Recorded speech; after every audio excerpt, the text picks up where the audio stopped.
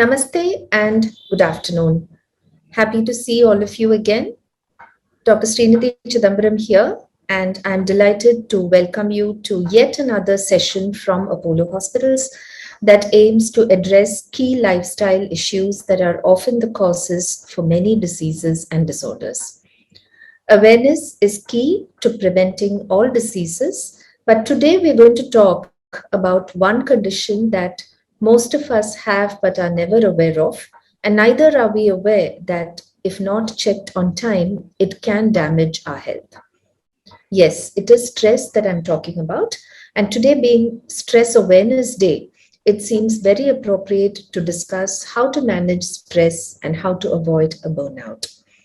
To enlighten us, I am delighted to welcome Dr. Namita Singh, consultant neuropsychologist at Apollo Hospitals in Jubilee Hills, Hyderabad. Dr. Namita Singh completed her PhD with specialization in neuropsychology.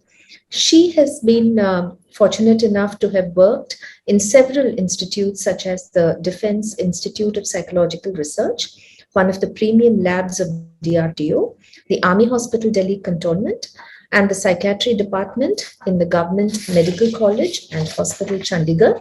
She's also consultant and faculty member of many premier universities in India and South Africa. Her areas of interest are many, including neuropsychological rehabilitation of traumatic brain injury cases, behavioral and cognitive management of individuals with mental issues, counseling for substance addiction, post-traumatic stress disorder, and management of psychological conditions like anxiety, depression, suicide prevention, depression management, stress management, and so on. She also has been actively involved in various public mental health and hygiene awareness programs. Welcome, Dr. Namita Singh, to our discussion today. Thank you so much for joining us. This question is probably on everybody's minds. So, how to manage stress and avoid burnout? So, I think we will begin by discussing what exactly is stress. Namaskar to everyone.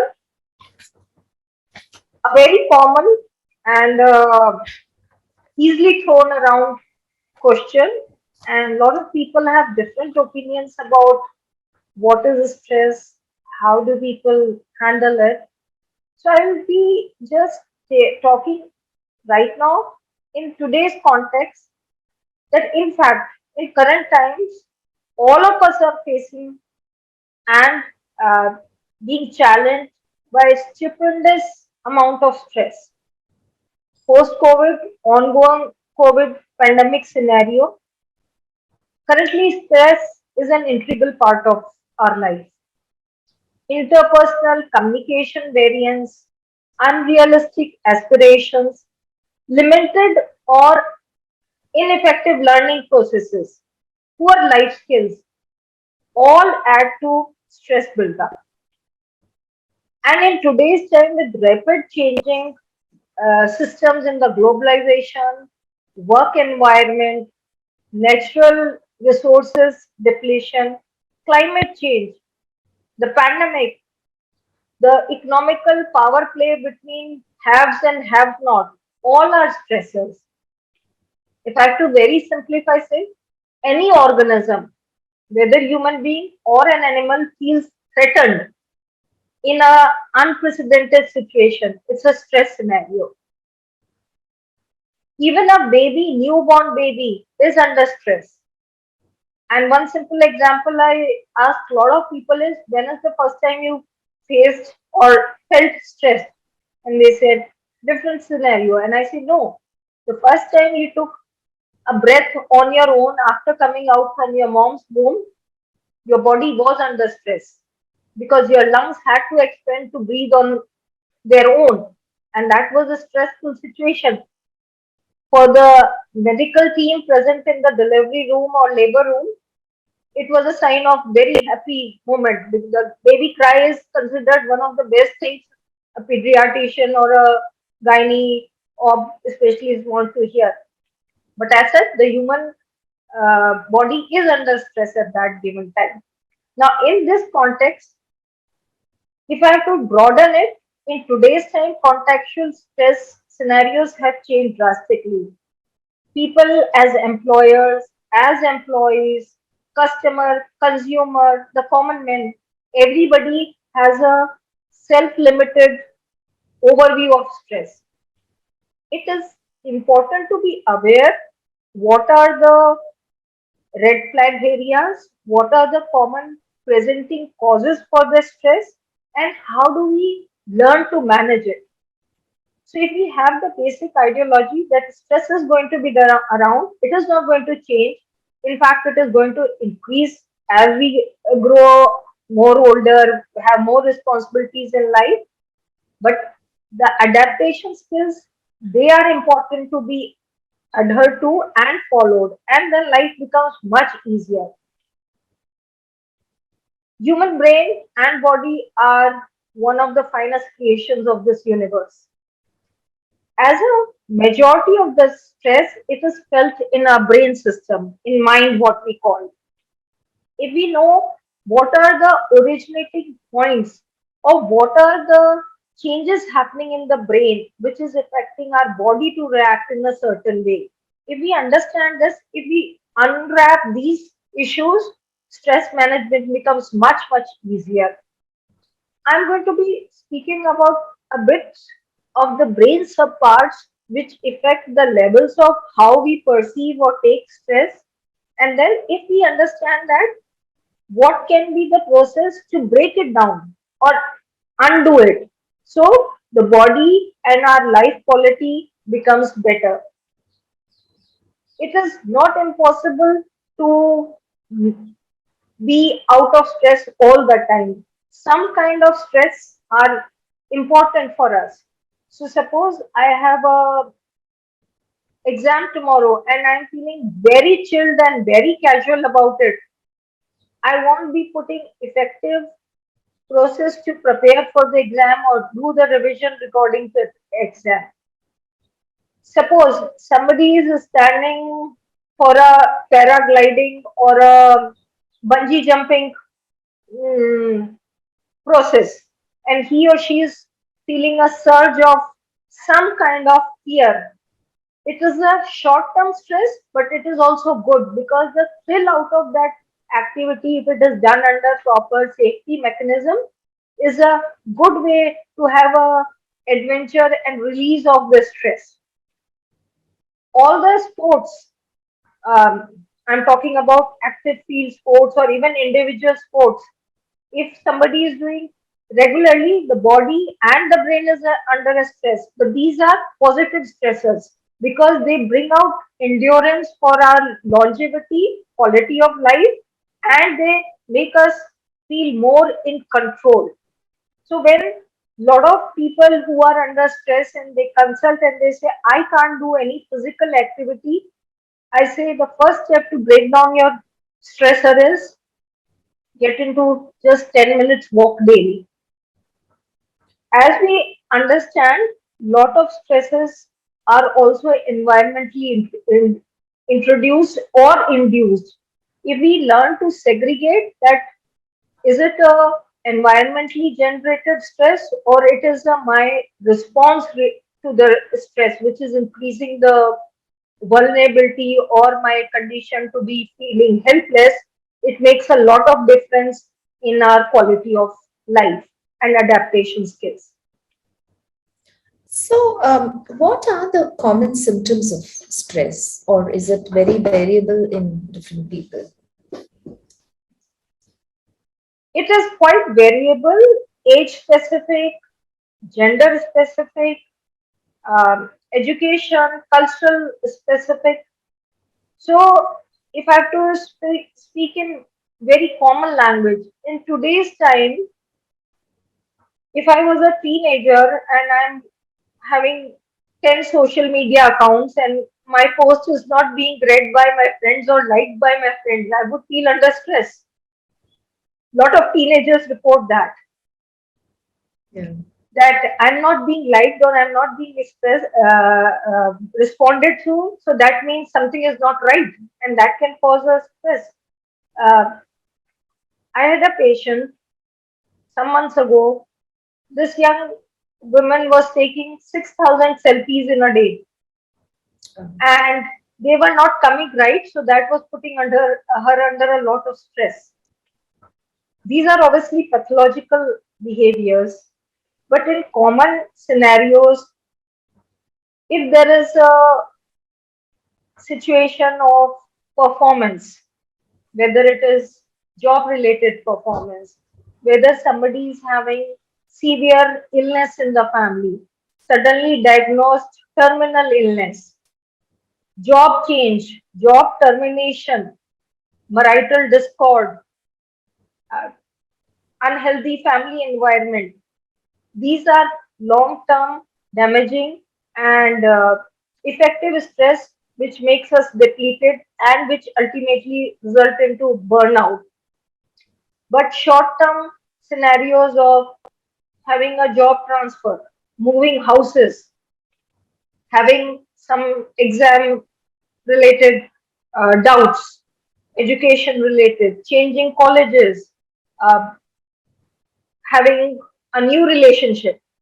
Even a new mother, first time mother who has just delivered is under stress because there is a role change, there's a lot of biological change in her body, and her social responsibilities change over a period of time.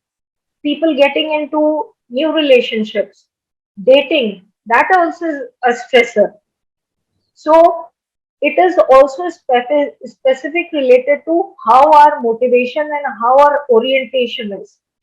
And depending on the types of what the scenario of the people is, it will be the management process. A lot of people who retire in from a regular job or private job, suppose somebody has been very busy till 60 years of age or 58, and suddenly they retire and they lose the social connection or a routine, they get under stress. We see clinically that post retirement people come up with lot of physical ailments, and the underlying reason is the stress of not having a structure around the day. That causes the brain to overthink, overanalyze situations, or renumerate into past that I was very productive, I was so going getting and all that. Again, in my clinical setup, I see that people have retired and they reach their 70s, and the grown up adult children bring them that my father or mother was very active, but in the last 10 years or 5 years, they have suddenly mentally, neurologically become very dull. And that is because all these later years they are not actively involved in their social circle. So just sitting and thinking about negative things increases the stress level, which can be a cause to lot of deterrent to the mental functions, cognitive functions. Right. So the next thing would be like, this element called stress. Now, how does it affect, or in what way does it affect the body in causing, damage to organs or causing certain diseases? So what is the link between stress and other diseases? It's a very important question, and I would really want all the listeners to please understand brain and body is not separate. They are talking to each other throughout the day, throughout our life. So if I am feeling threatened, my brain parts, the emotional center, the thinking part, which is in our frontal lobe, the precortex area, it gets highly charged up, which results into my brain system feeling that there is a threat and I need to take a fight or flight mode. And this is inherited through the ages of millions of years of our evolution. So go back to the time when our pre ancestral time, that we came down from the trees and jungle life and started living in a cohesive social system. We all of us know through history that we were cave dwellers or tree dwellers. When the system changed, earlier from the jungle life, any unknown sound or unknown organism was a threat, and that part still remains in our brain. If we are constantly overcharged in monitoring कि something is not right or something needs to be, I can't handle it, the brain sends stress signals all over the body. There's something called in the hypothalamic, pituitary, and adrenal axis. It's a kind of a network from the brain to the body. And adrenal glands are the one of the epic centers which secrete stress hormones. So suppose again, I'll give the common example. Many of us, when we wrote the first high school exam, either we had a upset stomach, or we lost our sleep, or we had nausea feeling, or we were feeling dryness in the mouth, palpitation, any kind of things, because the fear of the unknown was overwhelming. And due to our social conditioning, most of the students till date are primed into that you have to do very well in the high school exam. But as we gave our second, third, fourth paper, these symptoms for most of the students disappear because the threat level goes down and the organism or the student feels, yeah, I can handle it. I know what's the structure of the paper, what is going to be the format, how I need to handle it. So going back to this basic example, if the student is continuously feeling all through the 10 exam papers the same scenario, the memory centers will be also overloaded by the stress hormone, which results into diminished memory registration. So we have seen now through a lot of research that people who are constantly under stress, they will have a sooner episode of memory related problems. They will have irritable bowel syndrome. They will have acid reflux or constipation and diarrhea cycle on and off. Immunity system goes down because again, biologically, we know through a lot of research that when we are hyper alert as an organism all the time, the metabolic system also changes into lot of immunity diminishing activities, something known as the bad chemicals overpower our immunity cells. So people who are under stress, one can easily identify they will have frequent cold and cough, skin breakouts, uh, frequent upper respiratory tract infections. Women will have irregular menstruation cycle if they are in the reproductive age range. I even see a lot of women who are trying to conceive, but if they are under stress, the natural conception doesn't happen comfortably. Again, it can in the long term result into coronary heart diseases. It can result into diabetic levels going very haywire because the stress hormones affects our pancreatic functions and the insulin regulation gets disturbed. So right from the emotional part of not being able to adapt and communicate effectively, which impairs the person's effective quality of life, lot of physical ailments happen. People under stress do commonly report about migraines, tension headache, stress headaches. Even epileptic seizures are aggravated if people are under constantly stress. Lot of breathing issues. Small kids, I commonly see that there won't be any infection in the respiratory system, but they have wheezing, they have breathlessness. Many times people are admitted in ER with a almost similar symptom of a heart angina, heart attack, but actually it would be a severe panic attack. So the pulse rate would be haywire, kind of fainting scenario, very irregular blood pressure. Again, repeating, brain conducts all these symptoms because it is feeling threat. There is not a single disease which cannot be separated from stress. Uh, Even we have seen now that lot of type B personality people who internalize stress, they are more prone to cancers. Because again, the HPA axis results into inflammation going across the body. And excessive inflammation is again an apex center for cell damage and toxicity to happen. So, to conclude, brain and body have to be comfortable, feeling relaxed. There will be moments of stress, but we need to learn to segregate it and not internalize it. Otherwise, the organs do get affected.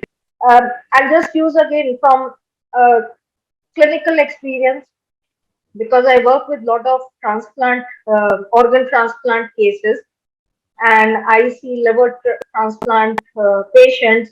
Some of them are um, chronic liver disease due to excessive alcohol abuse. And my first question is that why were you drinking so much? Number one reason is because I had stress.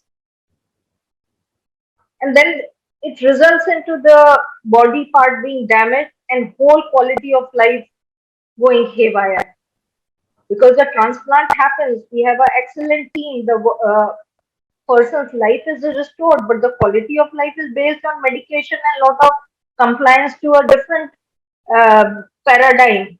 So it is important that we don't reach those verges and we learn early on to deal with stress. So, how do we deal with stress? Could you tell us, before we move on to the question of burnouts, could you just tell us briefly what is the magic formula to deal with stress? Again, I thank the COVID pandemic for this, that lot of us have become aware around lot of our environmental changes. And many of us have taken vaccine, and there was a lot of vaccine hesitancy. Now, why I'm bringing that context in terms of stress management, we have learned that when a COVID preventive vaccine has been given, some kind of antibody has been put in our small trace of the virus to create antibodies.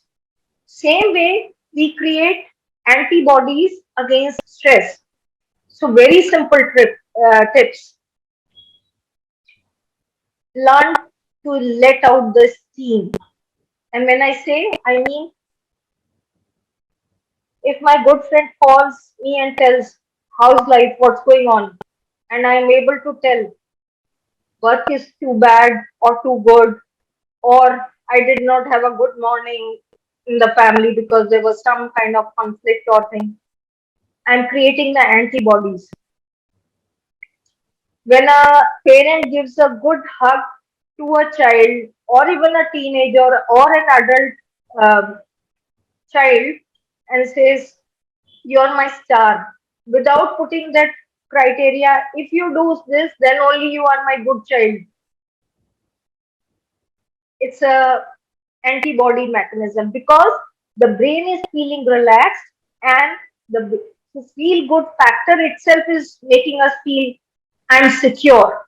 The underlying message is feeling of safety and secure.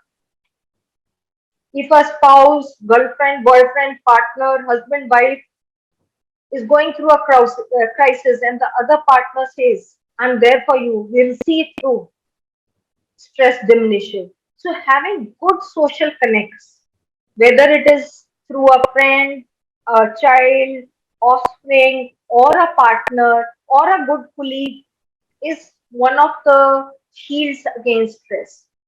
Also, see that how do we break down stress in terms of we see it objectively or we see it subjectively. Lot of time when people are under stress or over worried about a situation, the outlook becomes very microscopic. But that's not how the life demands are going. They are going on a 360-degree demands. But at that time, it is okay to step back. It is okay to feel that right now I don't have answers, but I will find a way through. and small breakdown. Pursue your personal hobbies in the time of stress for sure. Lot of people say, when I'm stressed, I can't do. People indulge in stress eating. Nowadays, again, commonly many clinicians are seeing that India is getting affluence, but we also have a high load of obesity, uncontrolled sugar levels, heart conditions in very young population. And most of it is because poor self-regulation. And that comes out of not knowing how to manage stress. Another tip is that be mindful. It's not about spiritual or religious pursuits, but simple as learning to do deep breathing exercise. Even kind of thing 5 times a day is okay. Just kind of letting it go, doing some kind of stretching, doing some kind of outdoor hobby persuasion, getting sunlight, listening to some music, doing anything which is not your regular take of the day. So many people say I'm involved my office work from 9 to 9, so there's no time for other activities. But my counter question is, if you're not going to do other activities, how are your brain systems going to learn to do anything else? I give this kind of counter question. If the road to my house is blocked due to some repair and all, will I sit on the road the whole night? I will have to find a by lane or a side street entrance to reach my house. And that's the same thing.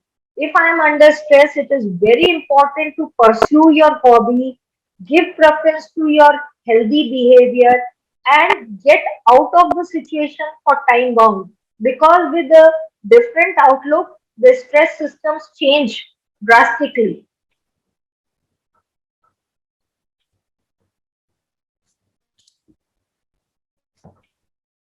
So the other aspect is about sleep. So what is the connection between sleep and stress? Nowadays, sleep has become a commodity which is sold in different aspects. When the brain is overactive and overthinking mode, our relaxation process or the chemicals in the brain lower down, and that compromises our quality of sleep.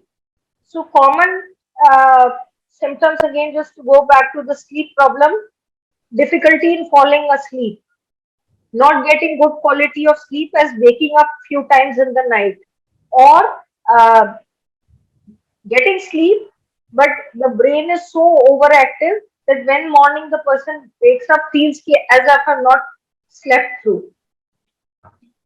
Stress results into, again, as I said about the chemical changes, makes our brain overthink. And because in the night time, the person or individual is not involved in directly attention demanding activities, whether it is school work or sorry,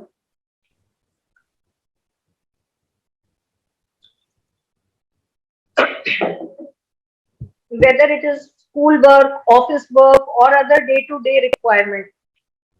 So in the night time, all the negative automatic thoughts, I call them the ants, they start to crawl. Crawl in the sense they come actively in our thinking brain. And that makes us go into the analytic mode of ifs and buts, this and that. And that diminishes the sleep chemicals. Another uh, ingredient for sleep and stress is because in the terms of so-called relaxation, many of us get into onto these devices, whether our phones or iPad or any screen. The blue light lowers the melatonin and our sleep hormone, which results into a bad quality of sleep. So, a good way is sleep hygiene. I recommend sleep is an essential part of our long-term survival, for our memory, for our heart health, for the body to stay away from the cancer cells and tumors, for our immunity. So please have a regular schedule time for sleep and wake up. Do not go that if I work 5 days or 6 days in a week, like a dog, so weekends I need to oversleep. That disturbs the brain chemical. And the idea is that in the evening, if you have a morning day shift, evening start to quieten down your activities level, and that helps the brain to relax. Some soothing music, some nice soft lights in the house or environment, and just having a chilled routine in terms of some small reading ritual. If you have kids, play some board game with them instead of sitting and watching OTT content till 2 or 3 in the morning. Sure. So the final question is about burnout. So we've all heard this term. So is it the same as being stressed, or is it something more severe? And what can be done to treat that? Burnout is a outcome of chronic and long-term stress. So the difference here is that in burnout there is a chronic fatigue. There's even a term chronic fatigue syndrome, in which the person feels tired, weary, lack of motivation, inattentive, uh, lack of any kind of enthusiasm for anything and everything. It usually relates to workplace scenarios, but we also see it in terms of dysfunctional families or pathological families where there's constant fight and struggle or violence going on. So the victim or person may feel kind of apathy, like not concerned about things. She may will not looking forward or have any plans for things. It's also kind of a learned helplessness in the brain system where person feels I can't do anything, so I will not bother about it.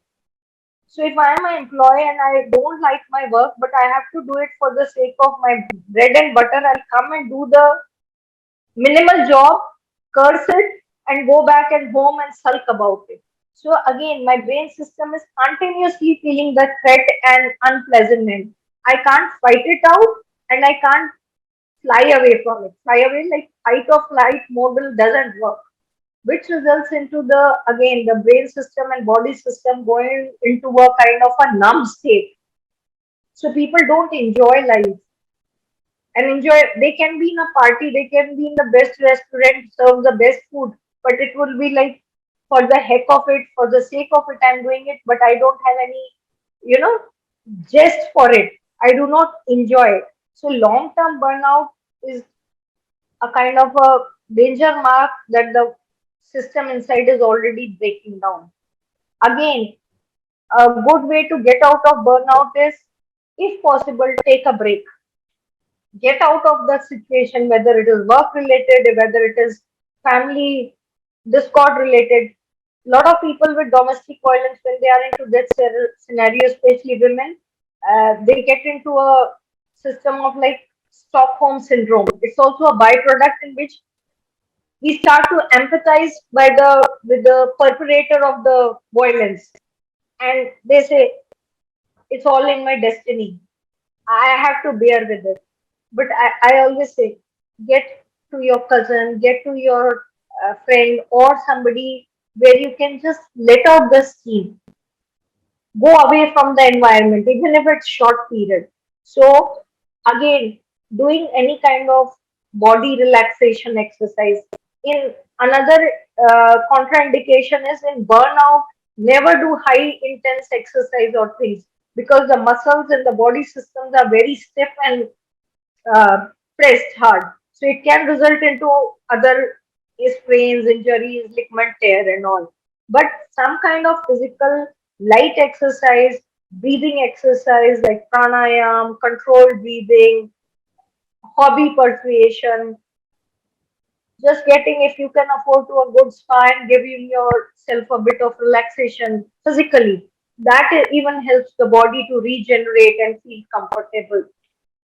It is important for the employers or colleagues or even in family member to people to identify. Many of these people are highly irritable. When we say like irritable, they are on short fuse. Anything can trigger them. They will have poor appetite or again excessive eating, uh, mood changes like four seasons in a day.